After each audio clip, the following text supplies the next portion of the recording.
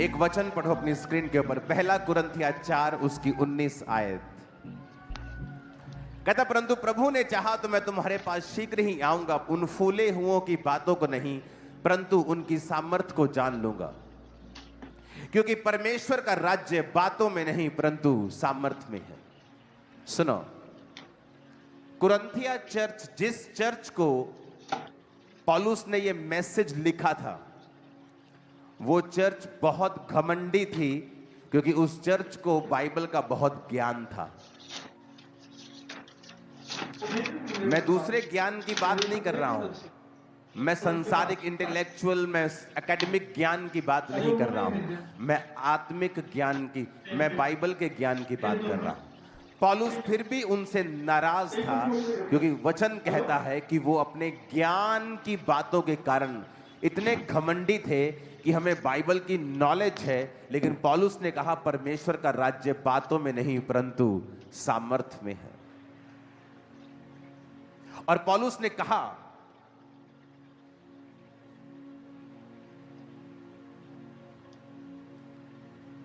उसने कहा कि अगर तुम चाहते हो कि परमेश्वर का राज्य तुम्हारे जीवन में प्रकट रूप में आए, तो बातों में उलझना मत, पर अपने आप को सामर्थ्य में क्या करना, तुम बढ़ाना।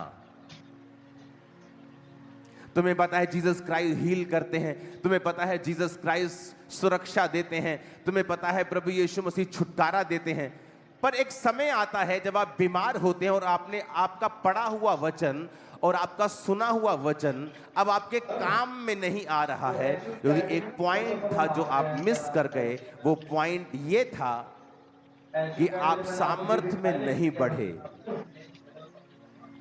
और शैतान का राज्य सिर्फ सामर्थ्य ही नाश कर सकती है और कुछ नहीं नाश नहीं। शैतान आपसे ज्यादा बाइबल जानता है, आपसे ज्यादा। उसको यीशु मसीह को भरमाने के समय पता था कहां लिखा है बाइबल में, तेरे पिता के वचन में लिखा है तेरे दूत तुझे संभाल लेंगे। आज कलीसिया जिस चीज में कम है वो है परमेश्वर की सामर्थ, क्योंकि वो आती है अलगताई से, जो मुश्किल है, वो आती है पवित्रताई से, जो ज्ञानी लोगों के लिए बड़ी मुश्किल है करना। वो आता है अपने आप को अलग रखना, लालच से, पैसों से, वो बहुत मुश्किल है आज के जमाने में रखना।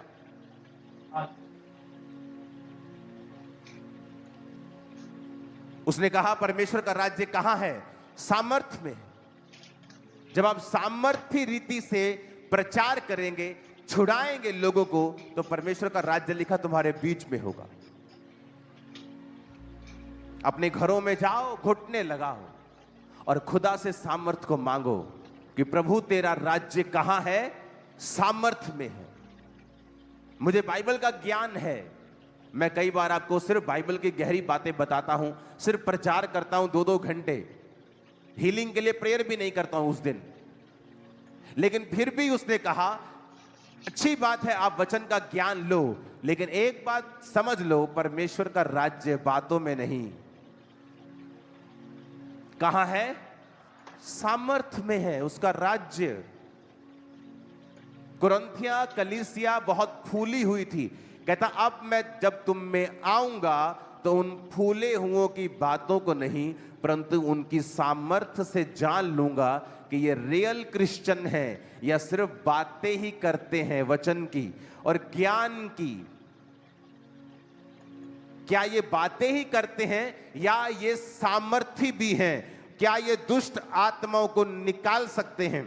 क्या ये बीमारों को चंगा कर सकते हैं? क्योंकि लोग बोलते हैं कि सब लोग बीमारों को चंगा करने के लिए नहीं बुलाए गए।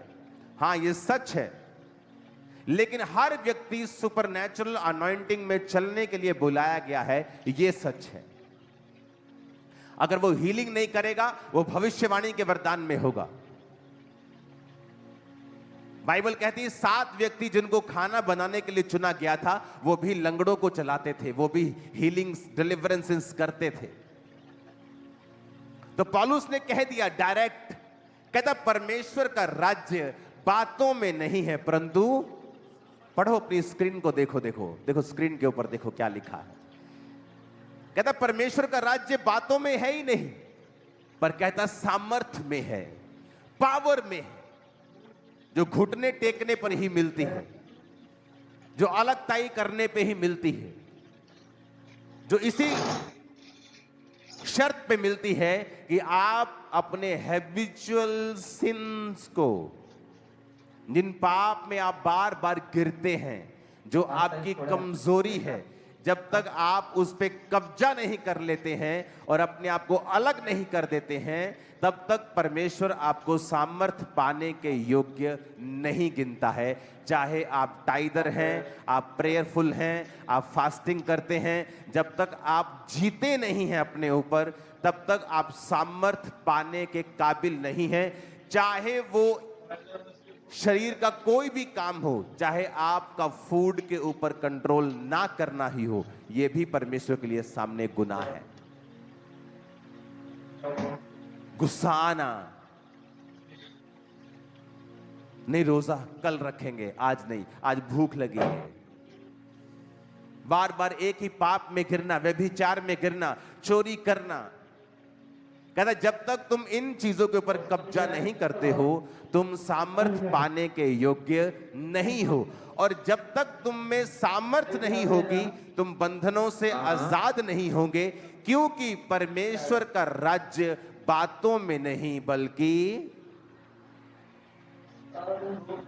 The kingdom of God is not in word but in power. परमेश्वर का राज्य बातों में नहीं है। आप बातें करते रहेंगे, लोग जैसे आएंगे वैसे ही वापस चले जाएंगे। उनके ऊपर आपके बोले गए शब्दों का कोई फायदा नहीं है, जब तक उन शब्दों के साथ परमेश्वर की आत्मा की सामर्थ्य नहीं है। पास्टर्स, बिलीवर्स, वचन कहता है कि परमेश्वर का राज्य सामर्थ्य में है। क्या आप सामर्थ्य के खोजी हैं, अनॉइंटिंग के खोजी हैं?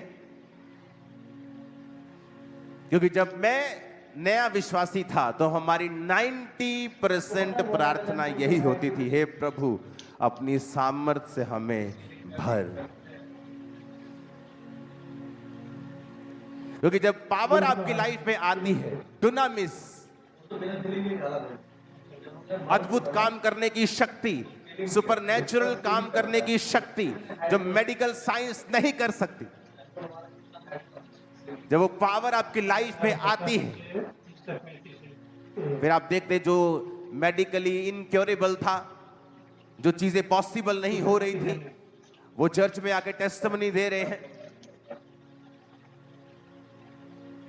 कि अब डॉक्टर ने भी आस छोड़ दी थी कि इम्पॉसिबल है। वो तो यकीन नहीं कर रहा था कि ये कैसे हो सकता है, ये टेस्ट कैसे तुम्हारा ठीक आ सकता है। मिरेकल्स आज भी होते हैं। और जीसस ने कहा जब तुम सुसमाचार देने के लिए जाओ तो उनके लंगड़ों को क्या करो, चंगा करो, उनके अंधों को आंखें दो। उसने कभी नहीं कहा सिर्फ बातें करके आओ, उसने कहा जाओ, मैं तुम्हें सांपों और बिच्छुओं को रौंदने का अधिकार देता हूं, मैं तुम्हें सामर्थ देता हूं, दुष्ट आत्मा को निकालने की शक्ति देता हूं, और मैं तुम्हें बीमारों को चंगा करने की शक्ति देता हूं। और उन्हें पावर दी, सामर्थ दी, क्योंकि बिना सामर्थ के कोई गॉस्पेल नहीं है। हालेलुया। क्या आज आप चर्च में सामर्थ पाने के लिए आए हैं? क्या आज आपके आने का मकसद यह है कि आप परमेश्वर के स्पर्श को पाएं, या सिंपली कुछ और करने के लिए आए हैं? क्योंकि सारे लोग यहां सामर्थ पाने के लिए नहीं आए। और यहां पर मिस्टेक होती है, जहां वचन कहता है परमेश्वर का राज्य बातों में नहीं परंतु सामर्थ में है। सोच लो ये लाइन, समझ लो ये लाइन, अंदर बसा लो ये लाइन कि परमेश्वर का राज्य जहां बातें होंगी वहां है ही नहीं। वचन की 10,000 बातें होंगी, लेकिन जब कुछ करने का समय होगा, लोगों को डिलीवर करने का समय होगा, तब मीटिंग आमीन हो जाएगी। तो क्या इसकी साइंस बनती है? मेरे को बताओ जरा, क्या लॉजिक बनता है इसका? कि दुनिया भर का इंग्रेडिएंट बना के आटा गूंद लिया और जब फुलके बनाने की बारी आई तो चले गए।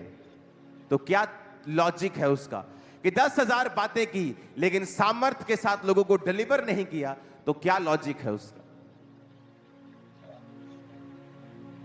अगर आप वचन के सिखाने वाले हैं तो याद रखें उसका सामर्थ्य कहां है, उसका राज्य कहां है? सामर्थ्य। आमीन। इसलिए उसने कहा जाओ और लोगों को चंगा करो। मेरे विश्वास करने वालों में कुछ निशान होंगे, वो दुष्ट आत्मा को निकालेंगे, सांपों को पकड़ लेंगे, बीमारों पर हाथ रखेंगे, वो चंगे हो जाएंगे। ये मेरे विश्वास करने वालों के अंदर निशानियां होंगी। जीसस ने कहा खुद। और ऐसे झूठे भविष्यद्वक्ता के बारे में भी लिखा है जो चंगाई करेगा, चमत्कार करेगा, लेकिन वचन कहता है ये लोग मसीह का इनकार करेंगे, अपने आप को मसीह कहलवाएंगे, ये चर्च के पैसों को अपना पैसा समझेंगे, ये व्यभिचार भी करेंगे और पुलपट पे खड़े भी रहेंगे, और इनमें पश्चाताप का कोई साइन नहीं होगा। परमेश्वर का राज्य कहां है? फिर से पढ़ो, बोलो अपने पड़ोसी को उसका राज्य कहां है। फिर से कहो अपने पड़ोसी को उसका राज्य कहां है? सामर्थ्य में है। आमीन। क्या उसने नहीं कहा वचन में? अभिषेक के कारण तेरा जुआ नाश कर दिया जाएगा। कौन सा जुआ? आपके दादा को जो प्रॉब्लम थी आपके फादर को हुई और अब आप वेट कर रहे हो कि आपको होगी, क्योंकि सेम सिम्टम आप में आ चुके हैं। लेकिन जब आप परमेश्वर की सामर्थ्य से भरे हुए होते हैं, आप हाथ रख के बोलते हैं जो मेरे दादा को हुआ, जो मेरे पापा को हुआ, वह मुझे नहीं होगा इन जीसस नेम। और सामर्थ्य आपको बैक करती है, वर्ड आपको बैक करता है। और अभिषेक के कारण तेरा जुआ नाश कर दिया जाएगा। आपकी नानी को मैरिज में प्रॉब्लम्स रही, आपकी मम्मी को रही, और अब सेम चीजें आपके साथ हो रही हैं। जिस दिन आप इस लाइन को समझ जाएंगे, आप अपने सिर पे हाथ रखे कहेंगे जो मेरी नानी ने सहा है, मेरी मां ने सहा है, वो मेरे जीवन में नहीं होगा। मैं सुपर ब्लेस्ड हूं इन जीसस नेम। आपको बोलना होगा और आपको सामर्थ्य में बढ़ना होगा, क्योंकि शैतान चाहता है आप डिस्ट्रैक्टेड रहें, आप टीवी देखते रहें, क्योंकि उसको पता है ये टीवी देखती रहेगी, सामर्थ्य का समय निकल जाएगा। मोबाइल देखती रहे और जब प्रार्थना का समय निकल जाएगा ये थक जाएगी, और जब थक जाएगा या सो जाएगा, फिर अगला दिन मैं खुद संभाल लूंगा। आज का वेस्ट करो इनका, आज का। और वो डे बाय डे आपको वेस्ट करता है, रोज आपको वेस्ट करता है, एक एक दिन के साथ वो आपको वेस्ट करता है। आज ये काम, फिर अगले दिन ये काम, कभी ना कभी वो आपको वेस्ट करता है, ताकि ये बंदा सामर्थ्य में ना बढ़ जाए, क्योंकि जहां सामर्थ्य होगी वहां बंधन नहीं होंगे। अभिषेक के कारण तेरा जुआ नाश कर दिया जाएगा। कहां है अभिषेक? क्योंकि अभिषेक के समय तो आप अपने टीवी का फाइनल प्रोग्राम देख रहे थे, आप अपने फोन पे थे, प्रार्थना करते ही आपको व्हाट्सएप याद आया, पहले यूट्यूब याद आया कि मैं चर्च का गाना सुन लूं, उसके बाद आप कहीं के कहीं निकल गए, क्योंकि शैतान आपको डिस्ट्रैक्ट रखना चाहता है ताकि आप सामर्थ्य ना पाए। जिस दिन आपने सामर्थ्य पाली, आप कभी भी सेम नहीं होगे अपनी लाइफ में। नेवर नेवर, कभी भी आपकी पुरानी जिंदगी कभी भी सेम नहीं होगी। नेवर। आपका स्पिरिचुअल रैंक बढ़ जाएगा, आपकी पोजीशन चेंज हो जाएगी, परमेश्वर का आपको जो गिफ्ट देने का जो स्टैंडर्ड है वो बढ़ जाएगा, आप पर भरोसा करने का परमेश्वर का जो विश्वास है वो और बढ़ जाएगा। आपकी ब्लेसिंग नेक्स्ट लेवल की होगी, आपके वरदान नेक्स्ट लेवल के होंगे। ओ आमीन। ऊंचे वाला चाहिए चर्च।